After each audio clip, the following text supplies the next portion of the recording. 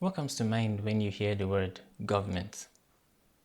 Elderly men, well dressed, holding meetings in opulent venues, long convoys with expensive vehicles, security details so armed to the teeth that not even an ant could hope to pass through? Or do you think about national symbols? Or do you think about incredibly opulent structures, incredibly grandiose structures, wherein these often elderly men often would have their meetings? If you think about any one of these things whenever you hear the word government, you wouldn't necessarily be wrong in the Nigerian context. That, I believe, is one of the first imagery, or those form the imagery that I would expect the average Nigerian to have when thinking about what the government is. And I believe when we peel back on why we have that kind of imagery present, we would begin to notice a very insidious thing. And this thing, in my opinion, is the fact that the Nigerian government at all levels and the people who are the citizenry who the government is meant to serve, we all tend to see the government as a pantheon of deities or divine beings or demigods, if you will, such that the government behaves like a pantheon of deities and the citizens behave as though the government is a pantheon of deities. And the reason I say this is because there are a few parallels that we have between the way the Nigerian government tends to operate and behave compared to the way we would expect a pantheon of deities to operate and to behave. So let's talk about some of these parallels very briefly. First parallel is separation. Nigerian government officials, especially at the highest levels, obviously do not live with the people with whom they are meant to represent, with whom they are meant to serve, and so on. And in many cases, certain individuals in government have like areas that are cordoned off exclusively for their use. And that is to be expected to a degree. Obviously, in any country in the world, those who serve in government are expected to be catered to in somewhat special ways, including living in areas that you would not really expect them to really mix with the rest of the populace. However, in Nigeria, that situation is exacerbated by the fact that the average person on the streets and the person that you can find in some of the higher levels of government have an incredibly large wealth gap.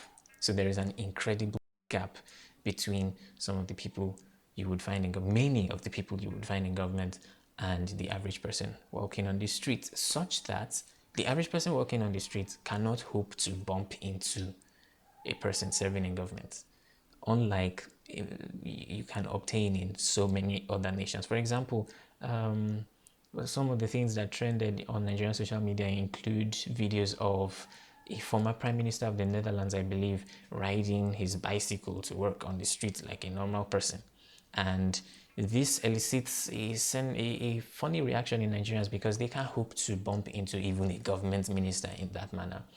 So there is this degree of separation between individuals in government and individuals who just average individuals, as it were, the citizenry, as it were. We could even say that the government, or at least individuals in government, are set apart wholly, as it were. And that is the first parallel. The second parallel is the stratification of government. And although stratification is not necessarily a bug, it's actually a design of how the government is supposed to function, wherein we have the vertical and horizontal levels. We have our federal to local government, federal, state, local, and then we have the arms of each level of government, so to speak. The Nigerian situation makes it somewhat weird to interact with. In a pantheon of deities, all the gods in a pantheon are not equal. There are chief gods, there are gods with far more authority than others. There are high level gods, there are middle level gods, there are low level gods, and so on. And many gods also have different jurisdictions. A god could be the god of a god could be a storm god, for example. It could be a god of agriculture or fertility, or the god of the sea, or the god of the sun, or the god of war, love and beauty, and so on and so forth. So in the same way, we have these different strata of Nigerian government behaving like different strata of a pantheon of deities, wherein you can expect the amount of power that an individual in government would possess to correspond roughly to the level of government he occupies. In other words, the level of government a person occupies can give you an idea of the amount of power that individual can accrue onto themselves. And although this is not necessarily a linear relationship, because you would not really always expect a senator in the Federal Republic or a federal senator to command more authority or have more presence than some state governors. But generally speaking, you would expect, okay, this person is in this level of government, therefore is definitely bound to command this level of social capital and social authority, and so on. So that's the second parallel. The third parallel is probably the most important one, and that is an utter disregard for the rule of law. In many religious frameworks, the idea of what morality is something that proceeds from a deity. So things are good because the deity says it's good, and things are bad because the deity says it's bad. And oftentimes, these deities operate outside that framework such that they can do terrible things, objectively speaking, but we would not say that they are doing bad things because, what is good is defined by them and what is bad is defined by them, and so on and so forth. Similarly, we see this operates in some way, in the way the Nigerian government functions, where individuals in government can commit crimes so blatantly and have everybody look away and have no accountability had or applied onto those individuals, or have the laws bent or twisted in ways to wrestle themselves out. In other words, the law is subject to their whims and their desires and their goals and ambitions and so on. And we don't just see this with the individuals in government as well. For example, a very common story that many Christians are aware of is the story of Moses, the prophet, marrying an Ethiopian woman. And in that situation, he got punished. No, he did not get punished for it. Rather, those who called it out got punished for his transgression, so to speak. So you can see situations where people who associate themselves, who are associated as agents of divinity in essence, can be excused of the crimes or of the sins they commit just because they are the favorites of a deity.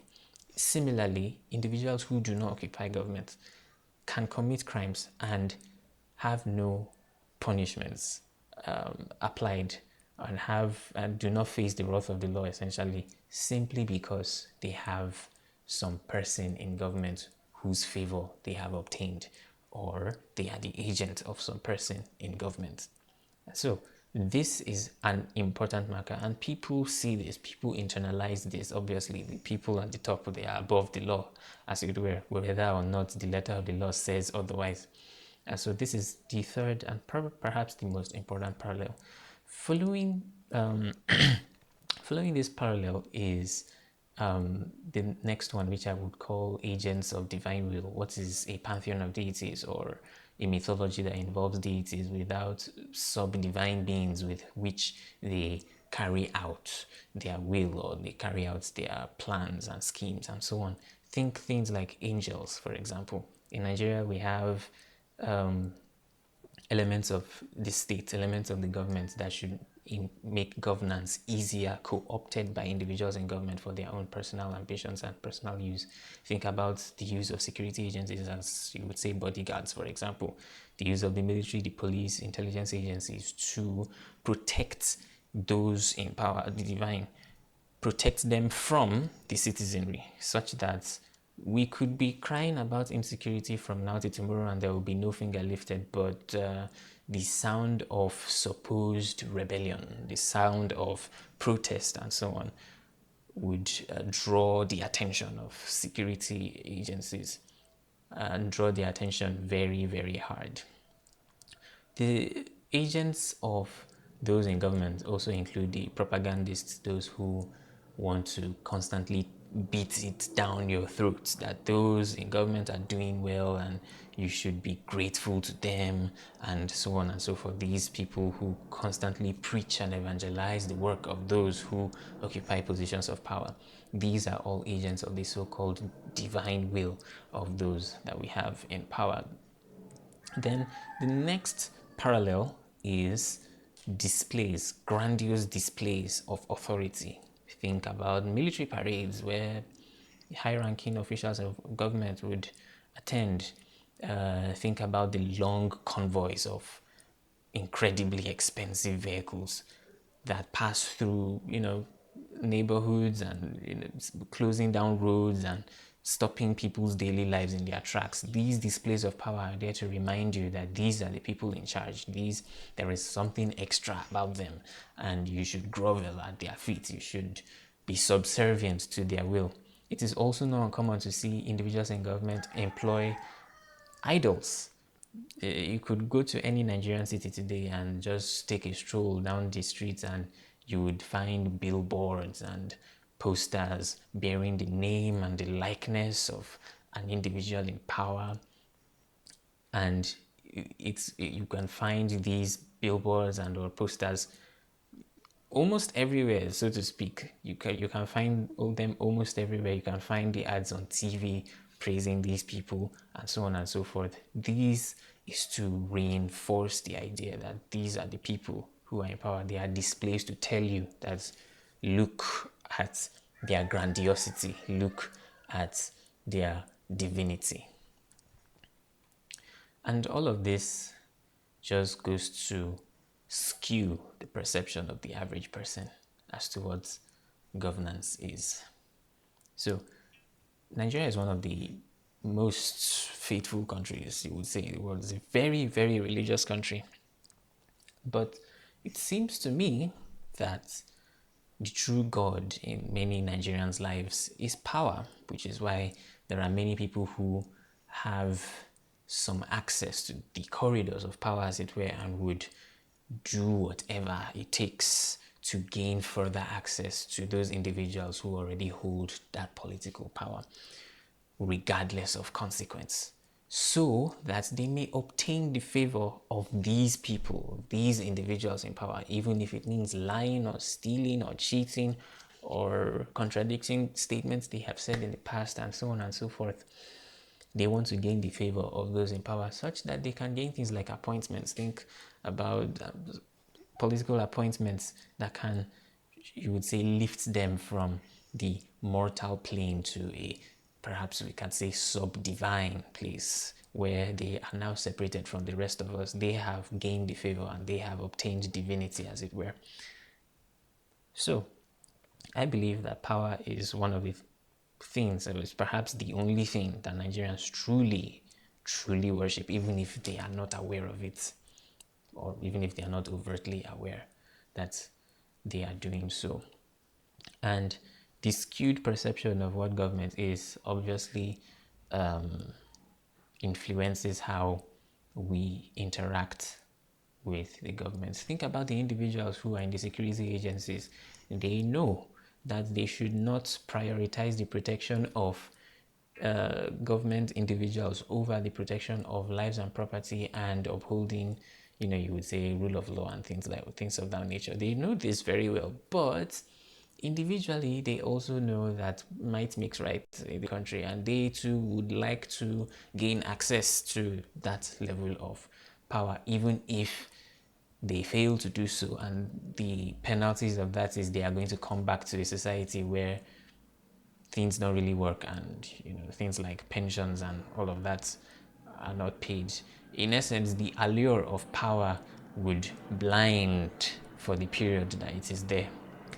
And I think it's one of those things that I believe we should begin to recognize. We have a pantheon of deities, human deities operating.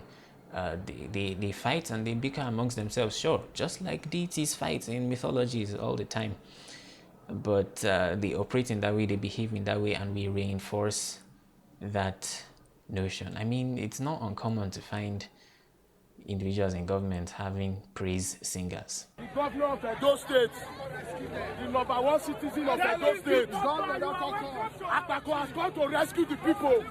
Akpako has come to rescue the people. Akpako rescue. Akpako rescue. People who sing their praises and all of that, make music as though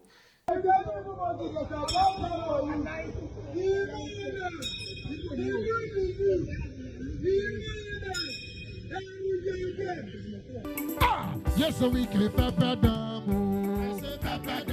which are designers to pepper them. So pepper, we make pepper them. We are so pepper, what designers to pepper them.